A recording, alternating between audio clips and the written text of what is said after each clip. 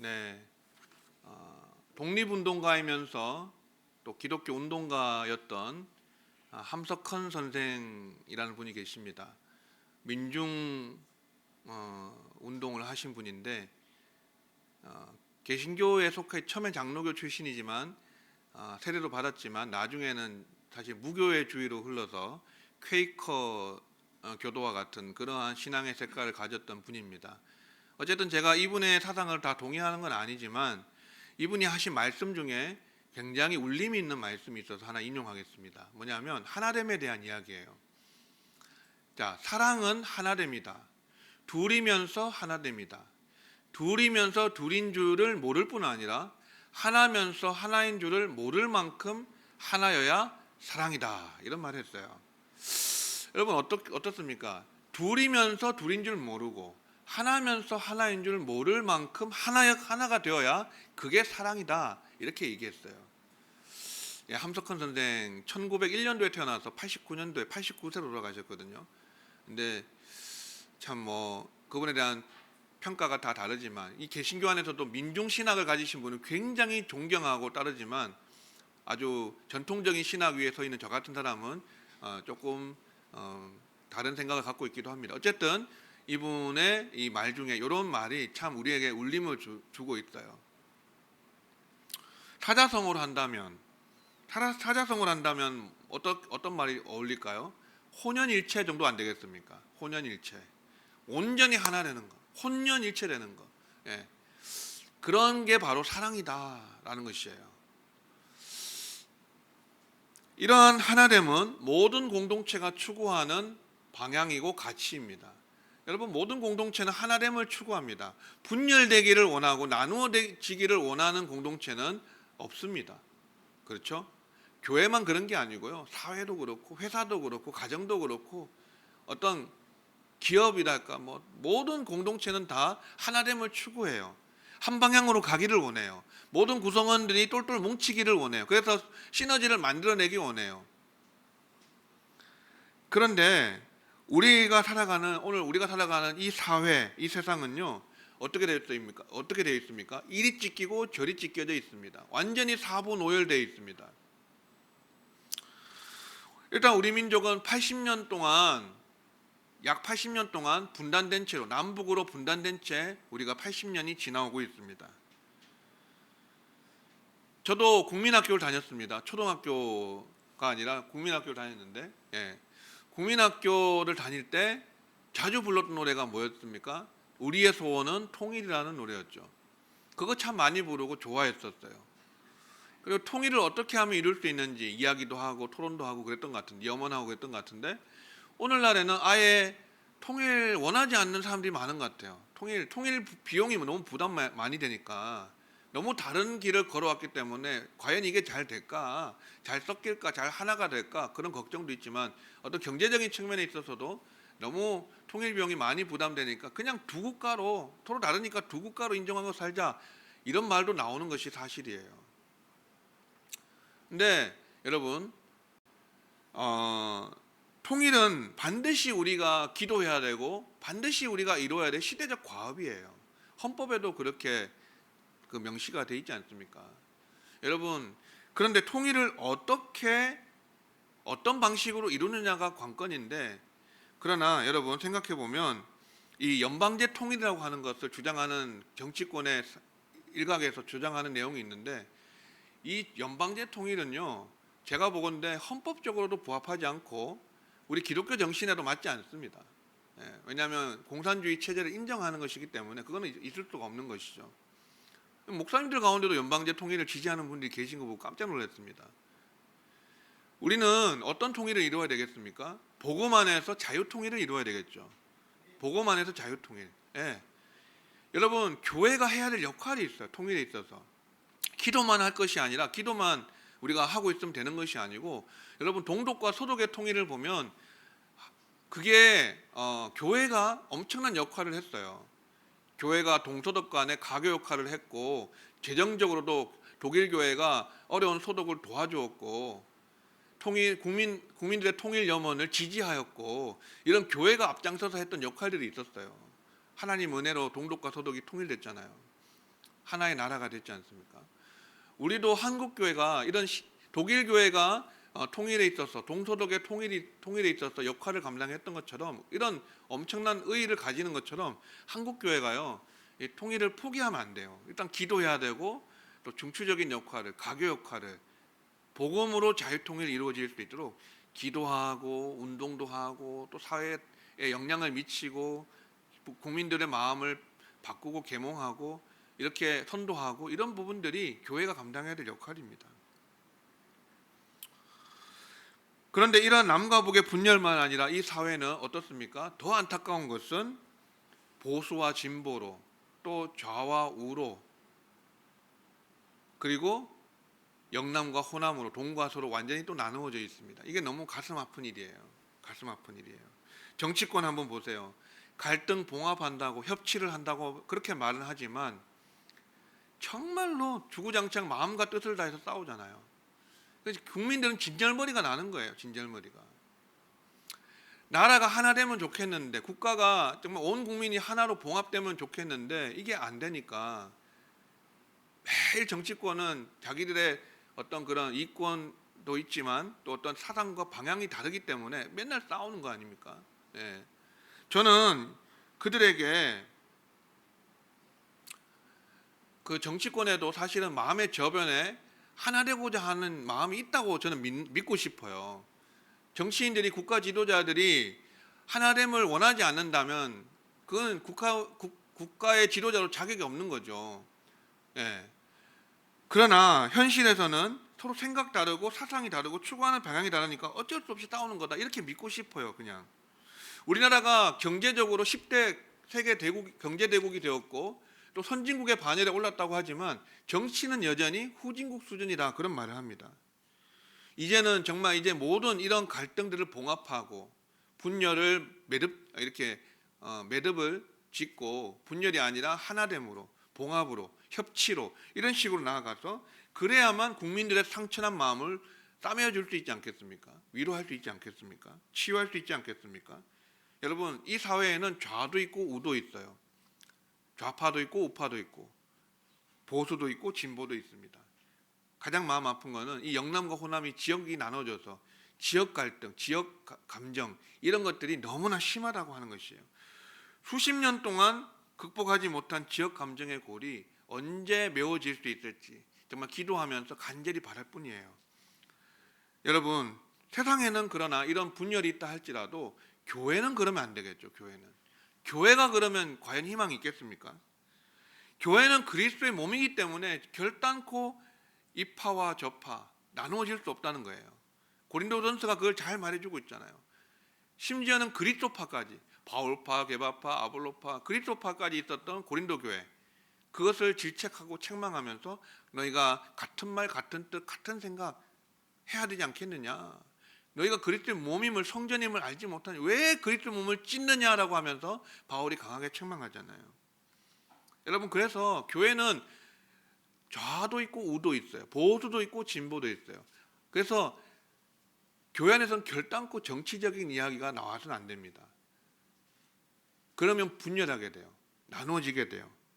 여러분 제가 참 좋아하고 존경하는 목사님이 계십니다. 전라도 전주에서 목회하고 계시는데 신학교를 같이 다녔어요. 신학교 다닐 때 저에게 많은 도움을 주시고 기도에 대해서 특별히 많은 것을 가르침을 주신 분인데 제가 그분하고 이렇게 통화를 가끔 하는데 이번에 계엄 사건이 터지고 나서 몇 주 후에 전화를 했습니다. 그쪽에서 목회자들은 어떻게 생각하는지 궁금해서 한번 전화를 드려봤는데 결과는 어떻게 된 줄 아십니까? 서로가 입장이 다르고 생각이 다른 건 확인한 그건 괜찮았는데 결국은 이 대화를 하다 보니까 싸우게 되더라는 거예요. 그래서 화를 내면서 서로 전화를 끊어버렸습니다. 제가 그거 보면서 참 마음이 아팠는데 저도 어쩔 수 없구나. 그리고 그분도 어쩔 수 없구나. 기도한다고 해도 이 지역 감정의 골이 너무 깊구나. 너무 생각과 견해가 사상이 다르구나 하는 것을 확인하게 되는 그런 시간이었습니다. 여러분 이게 정치예요. 정치. 목사들도 정치 이야기가 그 속에 끼게 되면 서로 분열하고 싸우게 되는 것이 정치입니다. 교회 안에서는 정말 조심해야 됩니다. 만약 교회 안에서 보수적 관점에서만 옳다고 주장한다면 그러면 진보적인 사람들은, 진보적 관점을 가진 사람은 틀린 것입니까? 아니잖아요. 반대로 좌파적인 생각이 옳다라고 주장하면 교회 안에서 우파는 그러면 틀린 것입니까? 그거 아니잖아요. 그러니까 여러분, 옳고 그름의 문제가 아니라는 것이에요. 여기서 다시 함석헌 선생의 말을 다시 한번 생각해 봅시다. 하나됨은 사랑이다. 사랑은 하나됨이다. 둘이면서 하나다. 둘이면서 둘인 줄 모르고 하나면서 하나인 줄 모를 정도로 하나가 되어야 그것이 사랑이다라고 얘기했어요. 여러분, 교회가 이런 진정한 하나됨, 진정한 연합, 진정한 주 안에서 온전한 한 몸이 되어지는, 하나가 되어지는 참된 사랑을 이룰 수 있는 우리 교회와 한국교회가 되기를 주의 이름으로 축원합니다. 서론에 좀 길었는데요. 오늘 본문에는 이렇게 가장 이질적인 두 사람이 나옵니다. 누굴까요? 가장 이질적인 두 사람, 바로 유대인과 이방인입니다. 유대인과 이방인. 유대인과 이방인은 너무나 달라도 달랐어요. 그리스도 안에서 하나됨을 이루어 주셨는데, 원래는 이 유대인과 이방인이, 여러분, 하마스와 이스라엘의 전쟁을 한번 보십시오. 이스라엘 거기에 인접해 있는 가자 지구에 살고 있는 팔레스타인 사람들, 사실은 팔레스타인 사람들이 가자 지구에 살고 있기 때문에 이 전쟁을 하는 거지만, 확장하면요, 유대인들은요 팔레스타인만 그런 게 아니라 모든 이방인들을 개처럼 취급하고 상종하지 못할 사람들로 생각해요. 그들에게는 잘못된 선민의식이 있거든요. 우월의식이 있거든요. 우리는 선택받은 민족이다, 우리는 하나님께 택함받은 백성이다라고 하는 이 우월감, 이 잘못된 선민의식이 꽉 사로잡혀 있는 게 유대인들이거든요. 그러니까 그들이 성전이라고 명하면서 전쟁을 하는 거예요. 전쟁을. 유대인들은요, 지금도 이방인들을 개취급하고 상종 못할 인간들로 생각하고 있습니다. 싹 멸절시켜야만 하는 그런 적으로 생각하는 거예요. 팔레스타인 사람들이라고 나은 점이 있을까요? 하마스라고 더 낫습니까? 아니죠. 똑같아요. 피차일반이에요. 이것이 유대인과 이방인 사이를 보여주는 단편적인 예입니다. 단편적인 예예요. 사도 바울이 이방인들이 할례를 받지 않아도 예수님만 믿으면 유대인과 동일한 하나님의 나라의 시민이요 하나님의 권속이 될 수 있다라고 그렇게 전파해서 얼마나 많은 유대인들에게 모진 박해와 핍박을 당하고 죽음의 위협을 당하고 살해의 위협을 당하고 돌로 침을 당하고 얼마나 그랬습니까? 심지어 바울을 죽이지 않으면 먹지도 않고 마시지도 않겠다라고 하는 무리들이 있었어요. 그만큼 사도 바울은 유대인뿐 아니라 이방인도 그리스도 안에서 하나가 된다, 한 시민이고 한 권속이다 라고 하는 것을 이야기했어요. 하나의 언약 백성이다, 새 언약의 백성이다.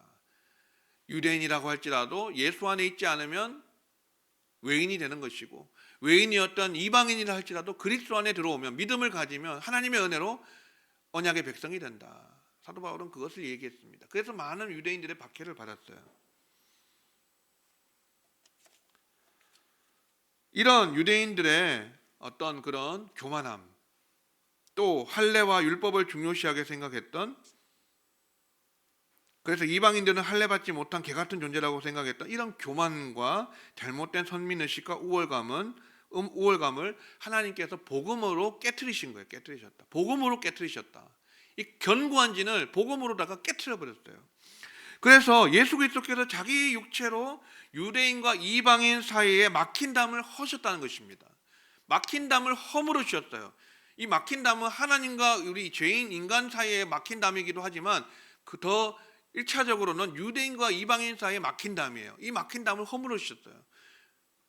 자기 육체로 허무시고 법전문으로 된 계명의 율법을 폐하시고,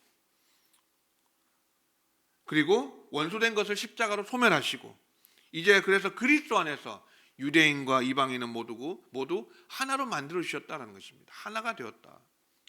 하나됨. 이 하나됨을 강조하는 본문이 이 에베소서 2장이 굉장히 강력한 본문이에요. 하나됨.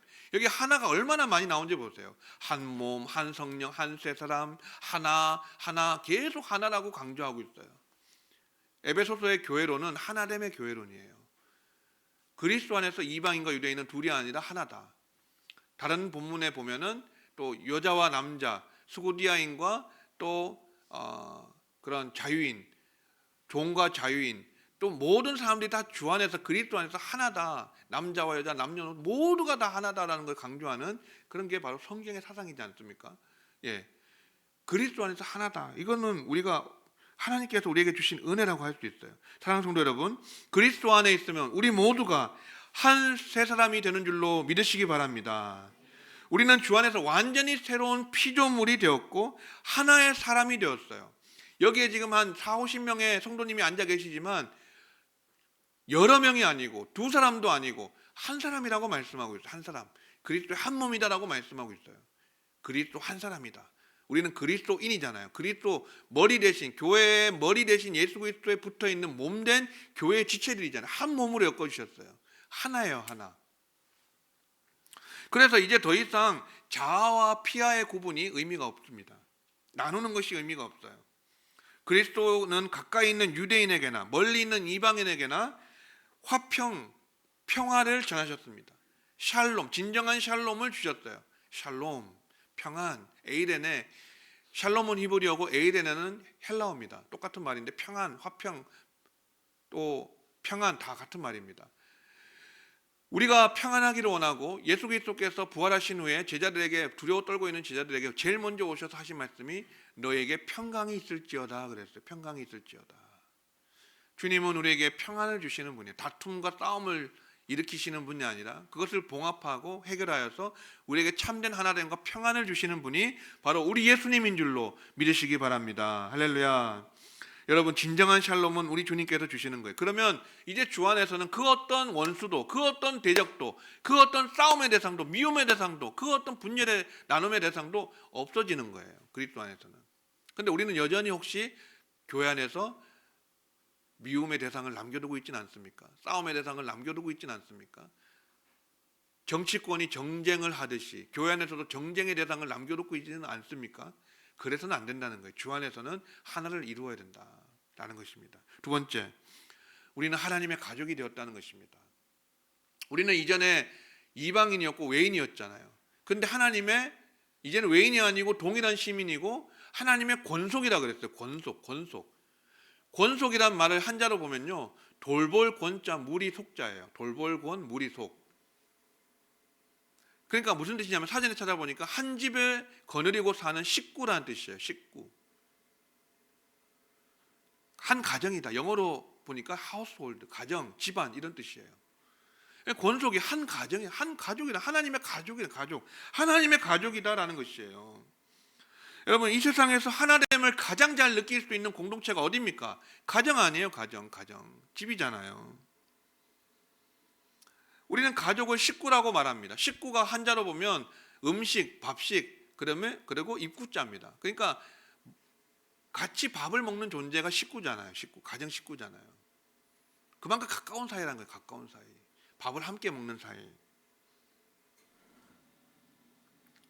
여러분, 맛있는 거 먹을 때 생각나는 사람이 사랑하는 사람이잖아요. 예, 같이 맛있는 것을 먹는 사이가 우리 하나님의 가족, 하나님의 권속, 하나님의 가정 식구들인 바로 우리들이라는 거예요. 우리 서로가 그런 영적으로 가족이라는 것입니다. 우리가 그리스도 안에서 하나 되었을 뿐 아니라 하나님의 권속이고 하나님의 가족이다라고 말씀하고 있고요. 하나님과 한 상에서 밥을 먹는 존재들이 바로 우리라고 말씀하고 있습니다. 시편 23편에 보면 여호와께서 원수들의 목전에서 상을 차려주시고 그랬죠. 상을 차려주신다. 테이블을 차려주신다. 식탁을 차려주신다는 뜻이에요. 상을 준다. 오늘 주는 상처럼 이런 상이 아니라 상을 차려주신다는 뜻이에요. 하나님께서 과거 구약의 성전 안에 그 진설병이 있었잖아요. 진설병. 그게 떡상이거든요. 그 위에 마치 하나님과 우리가 마주보고 앉아있는 것과 같은 거예요. 하나님의 상에서 우리가 하나님과 함께 먹는 존재다. 이게 하나님의 권속이라는 뜻이고 하나님의 식구란 뜻이에요. 근데 하나님과 나만 그렇게 합니까? 우리 모두가 같이 하나님과 함께 더불어 먹고 마시는 가족이고 권속이라는 뜻입니다. 여러분, 그래서 우리는 하나님의 한 가족이라면 어떻게 해야 될까요? 더 뜨겁게 사랑해. 더 뜨겁게 사랑. 서로를 더 품고 포용해야 돼요. 오해는 금물입니다. 오해하지 말고 뭘 해야 될까요? 이해를 해야 돼요. 오해를 하지 말고 이해를 해야 됩니다. 이해하도록 노력해야 돼요. 한 가족이요 한 식구라면 가장 중요한 것은 서로의 마음을 알아주는 거예요. 마음을 알아주는 거. 서로의 마음을 알아주는 거. 여러분, 밖에 나가면 우리는 사람들에게 격식을 차려야 되고 예의를 차려야 되고 매너를 갖추어야 되고 어떻게 내가 실수할까 조바심 내면서 노심초사하면서 행동 거지를 조심해야 되지만 집에 오면 어떻습니까? 마음 편하잖아요. 내 모든 걸 이해해 줄 수 있는 사람이 집안에 있어요. 그죠? 그게 없으면 참 불행한 거지만 가정 안에 내 마음을 이해해 줄 수 있고, 아, 당신만은 내 편이지. 그래, 부모님만은, 아빠 엄마만은 내 편이지. 그래, 내 자식들만은 내 편이지 라고 하는 마음을 알아주는 사람이 가족 가운데 있기 때문에 가정이 편안한 거 아닙니까? 홈, 스윗 홈, 그게 바로 거기 그런 말 아닙니까, 여러분? 달콤한 집, 가정. 이게 가족이고 식구예요. 하나님은 우리를 이해해 주시고 우리의 마음을 알아주시는 우리의 아버지가 되신 줄로 믿으시기 바랍니다. 할렐루야. 하나님 우리 아버지시잖아요. 가족이잖아요. 그럼 우리는요, 우리도 하나님의 가족이면서 동시에 서로가 영적인 가족이에요. 가족. 진짜 실질적으로 가족이라는 걸 느끼셔야 돼요. 느끼셔야. 그래서 우리는 형제자매의 마음들을 알아줄 수 있어야 된다라는 것입니다. 이게 가족이고요. 세 번째, 마지막으로 그리스도의 터 위에서 함께 지어져가는 성전입니다. 이제 우리는 하나님의 가족이고 권속일 뿐 아니라 하나님이 거하시는 성전으로 지어져가는 존재들이다. 같은 건축물로 성전으로 지어져 가고 있다라고 말씀하고 있어요. 바울은 종종 교회 공동체 식구들을 건축물에 비유할 때가 있습니다. 고린도전서 8장 1절에도 보면 지식은 교만하게 하나 사랑은 덕을 세운다라는 말을 하고 있습니다. 바울이 말하는 덕을 세우는 것. 왜 바울은 덕을 세우는 것을 집을 짓는 건축에 비유하는 것일까요? 건축을 한다, 집을 짓는다, 덕을 세운다는 말이 헬라어로 오이코도메오라고 합니다. 집은 오이코스라고 하고 거기에서 합쳐진 말이 건축하다, 집을 짓다, 오이코도메오, 덕을 세운다라는 말이 헬라어 그 단어에서 왔어요. 근데 왜 바울이 덕을 세우는 것을 건축에 비유했느냐? 그것은요, 덕은 개인의 삶과 공동체 전체를 위한 건설적인 행위이기 때문에 그렇습니다. 개인적으로도 덕은요, 자신의 성장을 도모하고요. 그리고 공동체적으로도 덕은 자신의 개인의 성장을 도모하고 인격과 신앙을 튼튼하게 만들어주는 것이고, 그리고 공동체를 봐서도 공동체 안에서 사랑과 화합을 증진시키고 서로를 지지하는 분위기를 조성합니다.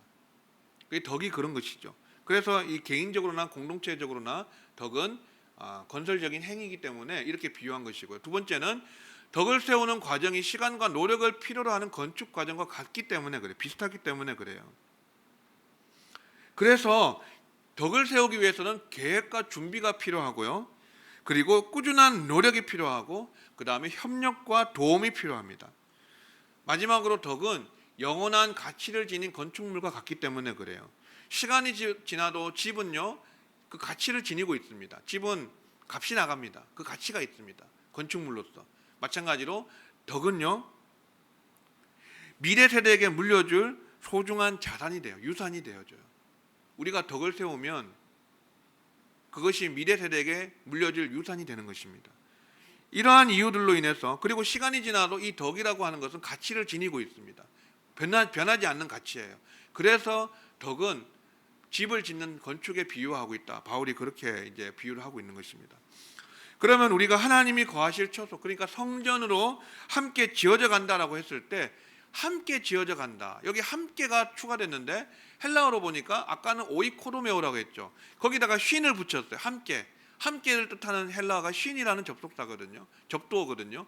쉰. 그래서 함께 일한다, 동력한다 하면 시네르게오 이런 식으로 말하는데 쉰 하면은 함께란 뜻이에요.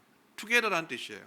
영어로 하면 코 있죠. 코. 뭐 코워커, 무슨 이렇게 코가 붙는 거를 쉰이라고 이렇게 헬라어로 얘기하거든요. 그러면 쉰 오이코도메오라고 하면은 함께 짓는다 뜻이에요. 이거를 수동태로 썼고 분사형으로 썼어요. 그러면 함께 지어져 가는 중이다. 진행형이다.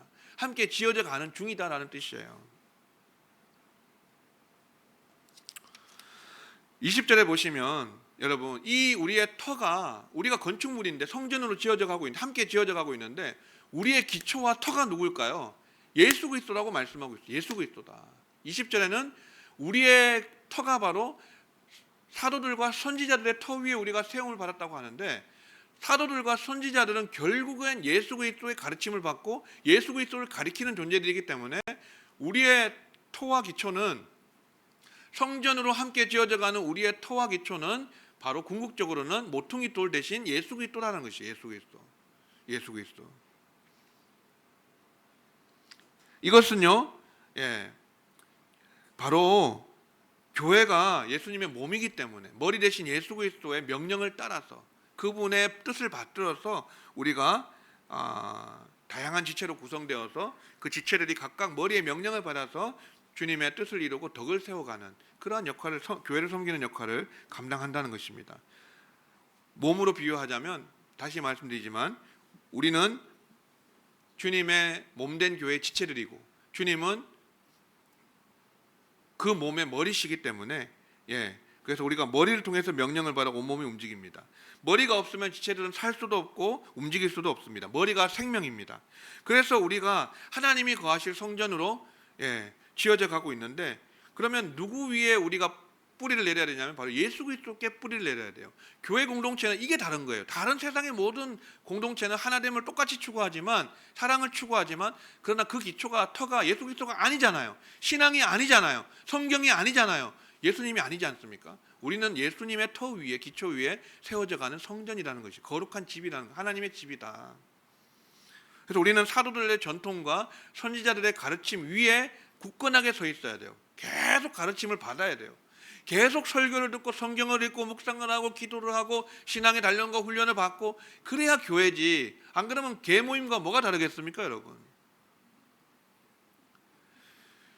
저는 오늘 말씀을 준비하면서 결론적으로 두 가지 적용점을 갖고 있어요. 결론적으로 두 가지 적용점을 생각했는데, 첫 번째는요, 가장 먼저 떠오른 세 글자로 된 단어가 있어요. 이 본문을 보면서, 22절을 보면서. 그 단어가 바로 공사 중이라는 단어예요. 공사 중. 우리가 지금 지어져 가고 있잖아요. 현재 진행형이에요. 아직 완성이 되지 않았어요. 그래서 공사 중이란, 공사 중. 여러분, 공사 현장에 이런 표지판이 있잖아요. 뭔 뜻이죠? 조심하십시오. Be careful. 공사 중이니까 여기 접근하지 마시고 조심하십시오라는 것을 이야기하잖아요. 그죠? 공사 중일 때는 우리는 조심해야 됩니다. 혹시나 잘못 건드리면 망가지진 않을지, 흠집이 나진 않을지, 무너지지는 않을지. 물론 건축물이 다 지어지고 나면 견고하고 흔들리지 않습니다. 무너지지 않습니다. 하지만 짓는 과정에서는 잘못 건드리면 무너질 수 있고, 페인트 칠이나 시멘트를 칠한 데에는 또 잘못 밟으면 또 흠집이 나고 자국이 남을 수 있잖아요. 조심해야 돼요. 공사 중에는 조심해야 하는 거예요. 그래서 우리가 함께 지어져가는 교회 공동체 식구라고 한다면은 첫 번째 해야 될 게 뭘까요? 조심하는 거예요. 조심. 서로를 조심히 대하는 것. 두 번째는요, 뭐예요? 배려하는 거예요. 배려하는 거. 우리가 완성품이 아니기 때문에, 아직 완성된 존재가 아니기 때문에 배려할 수 있어야 된다. 요거 다음에 볼 거고요. 완성품이 아니잖아요. 그러니까 지어져 가고 있으니까, 성장 중에 있고 자라는 중에 있고 발전 중에 있으니까 우리가 서로를 배려할 수 있어야 돼요. 그 다음에 인내가 필요해요. 인내. 서로가 성숙하고 성장하고 발전하고 나를 이해하고 나와 팀워크를 맞출 때까지는 이해하고 인내함으로 기다려줘야 돼요. 그래서 조심하고 배려하고 인내가 필요하다. 왜요? 우리는 다 공사 중이기 때문에. 그것이 첫 번째 저의 묵상 적용점 하나고요. 두 번째는 바로 우리는 원팀이라는 것입니다. 우리가 뭐라고요? 원팀이다. 원팀. 축구로 이야기해 본다면, 이 그림을 보면 베스트 11, 어느 레전드가 선정한 지난 시즌이에요. 이번 시즌은 손흥민이 잘 못해가지고 아마 될지 모르겠는데, 지난 시즌에는 지난 시즌까지 손흥민이 잘해서 손흥민 포지션 한번 보세요. 어디예요? 왼쪽 윙어죠. 왼쪽 윙어가 손흥민의 포지션이거든요. 전체 EPL 잉글리시 프리미어 리그의 그 베스트 11을 이렇게 뽑았더라고요. 그분이. 거기에 손흥민이 들어가 있어요. 왼쪽 윙어에. 그런데 여러분, 축구에서요, 베스트 11에 들 정도면은 모두가 다 히어로예요. 다 여기 엄청난 사람들, 골키퍼 비카리오부터 해가지고 모두가 다 전설적인 존재들이에요. 살아있는 전설들이죠. 다 히어로들입니다. 어느 한 사람만 특출난 영웅은 아닙니다. 각자가 재능과 그 다음에 개성을 가진 선수들이에요. 그 재능을 보고서 감독이 어떻게 뭘 정해줘요? 포지션을 정해줘요. 어떤 사람은 공격수, 어떤 사람은 미드필더, 어떤 사람은 수비수, 어떤 사람은 골키퍼로 정해줍니다. 각자의 재능과 달란트를 보고서 감독이 정해주는 거예요. 그러면 우리의 포지션을 정해주는 감독은 누굽니까? 예수 그리스도예요. 예수님께서 우리의 각자의 재능과 달란트를 보고 은사를 보고서 우리에게 직분을 맡겨주셨어요. 포지션을 주셨어요. 어떤 사람은 설교하는 목사로, 어떤 사람은 치리하고 다스리는 장로님으로, 또 어떤 사람은 권면하는 권사님으로, 또 어떤 사람은 재정적인 어떤 그런 또한 일적인 섬김과 사역을 하는 집사님으로, 이렇게 다 역할을 분담해 주시고 포지션을 주셨잖아요. 그러면 우리가 무엇이 필요합니까? 서로 재능이 다르기 때문에 서로를 존중하면서 원팀을 만들어야 된다는 게 중요한 거예요. 원팀. 그래서 하나의 목표를 향해서, 하나의 골을 향해서 함께 전심전력하는 것, 그것이 우리 원팀이 필요한 일입니다. 우리 주님은요, 우리 각자의 재능과 은사를 너무 잘 알고 계세요. 은사를. 그래서 서로의 재능과 달란트를, 은사를 존중해 주면서 교회가 잘 되려면요, 잘 성장하고 발전하려면 결국 교회는 은사를 따라서 섬기는 교회가 되어줘야 돼요. 은사를 따라서, 각자 가진 은사를 따라서. 여러분 보세요. 축구에서도 공격수가 잘하는 영역이 있고 수비수가 잘하는 영역이 있는데 바꿔놨다고 생각해봐요. 되겠습니까? 손흥민이 수비하고 있으면 되겠습니까? 골키퍼하고 있으면 되겠습니까? 안 되잖아요. 공격을 해야 되잖아요. 골을 넣는 사람이니까. 마찬가지예요. 교회는 그 일을 남자가 해야 되느냐 여자가 해야 되느냐 이렇게 중요한 게 아니에요. 이 일을 장로가 해야 되느냐 권사가 해야 되느냐 집사가 해야 되느냐 이게 중요한 게 아니에요. 뭐가 중요해요? 은사를 따라서, 재능을 따라서, 달란트를 따라서 하나님이 주신 은사대로 섬기는 교회가 되어질 때 하나님께서 이 교회를, 우리 교회를 더욱더 성장하게 하시고 우리가 시너지를 만들어서 하모니를 이루면서 시너지를 만들면서 더 성장하고 발전할 수 있습니다. 여러분 말씀 맺겠습니다. 목사는 그래서 가장 중요한 위치를 담당하고 있는데요. 저는 목사는 사람을 세우는 사람이라고 생각해요. 우리가 서로의 달란트를, 은사를 인정해주고 서로 세워주면요, 존중해주고 배려하고 인내하고 그렇게 세워주면요, 사람을 세우는 거예요. 그 일을 가장 먼저 해야 될 사람이 바로 담임 목사인 저입니다. 그래서 저는 사람을 세우는 사람이라고 생각해요. 여러분들도 사람을 세우는 사람이 되십시오. 사람을 세우는 사람. 그러려면 두 가지예요. 첫 번째, 우리 모두는 뭐예요? 공사 중이기 때문에 서로에게 조심하고 배려하고 그리고 인내해야 된다. 두 번째는요, 우리는 원팀 한 몸이기 때문에 각 지체 은사와 달란트에 따라서 교회를 섬겨 나갈 수 있어야 된다. 이 두 가지예요. 한 주간도 여러분 우리 교회가 공사 중임을 기억하고 서로가 공사 중임을 기억하고 서로 배려하고 존중하고 조심하고 그리고 원팀이라는 걸 기억하시면서 서로 은사를 따라서 존중해주고 사람을 세워주는 원팀이 되고 시너지를 만들어서 우리가 함께 협력하고 하나 되어서 하나님의 아름다운 뜻을 이루고 하나님의 나라를 건설할 수 있는 복된 한 주가 되시기를 주의 이름으로 축원합니다.